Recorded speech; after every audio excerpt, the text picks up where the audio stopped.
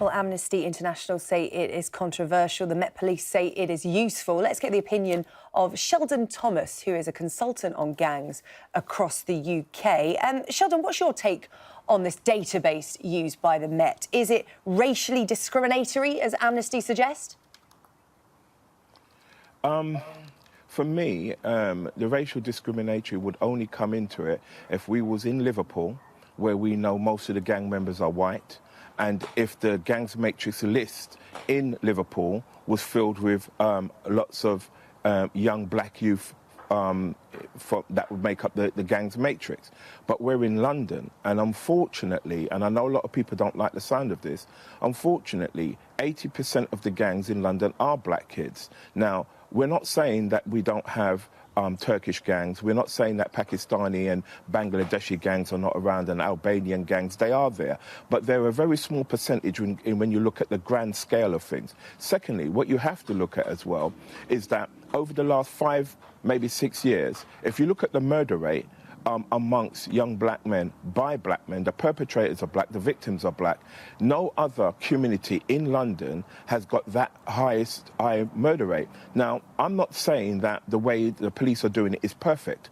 I think there's flaws in everything, but I think that we as a community tend not to take a lot of responsibility because those kids are coming out of family homes. Now, I'm not suggesting for 1 second that every family member has not got any control of their kids, but the facts speak for themselves. I go up and down this country and I see kids as young as 11, 12, 13 out on the road up until 1 o'clock in the morning. Whose fault is that? Whose responsibility is that? At what point does the community, whether they be black community or whether they be the poor white community, at what point do we take responsibility? It's easy for us to deflect, blame, and look to others to try and say that this is a problem that you're causing. Yes, I would say that the police may need to look at it, but I would say this.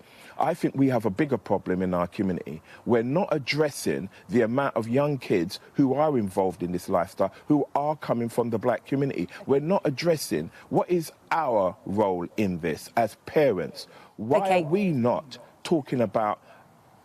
Well, the parents, sorry, you was going to say something, Sarah, sorry. Yeah, no, sorry, I was just going to say, in your view, the parents have responsibility, but the police do have to play a role in this.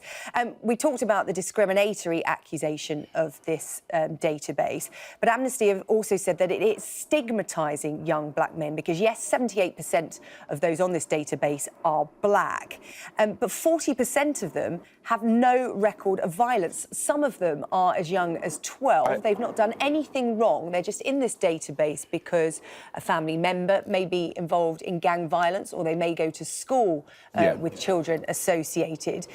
And they're being affected in terms of their access to services. So in terms of this database, is it a useful tool or can it be, in these instances, a harmful one by stigmatising those on there when they've done nothing wrong? I think it works in both ways. I think you're correct. It does stigmatise a lot of young kids who have never committed a crime around gang violence or selling drugs. And I think that is true.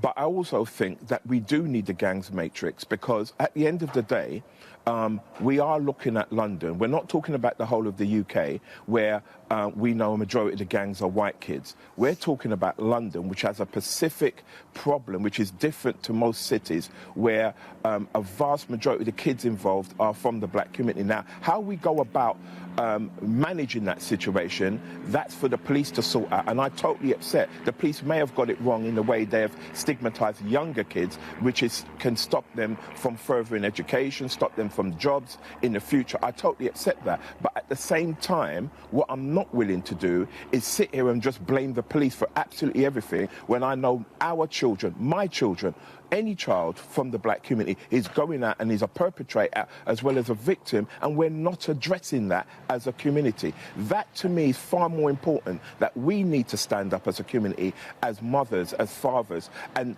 especially fathers. Many of the young men involved in this lifestyle, their fathers are absent from their lives. What is the accountability and the responsibility of those fathers to take responsibility for their children? So in one breath, yes, we can agree that the database may stigmatise a younger generation. I totally accept that, and that needs to be addressed.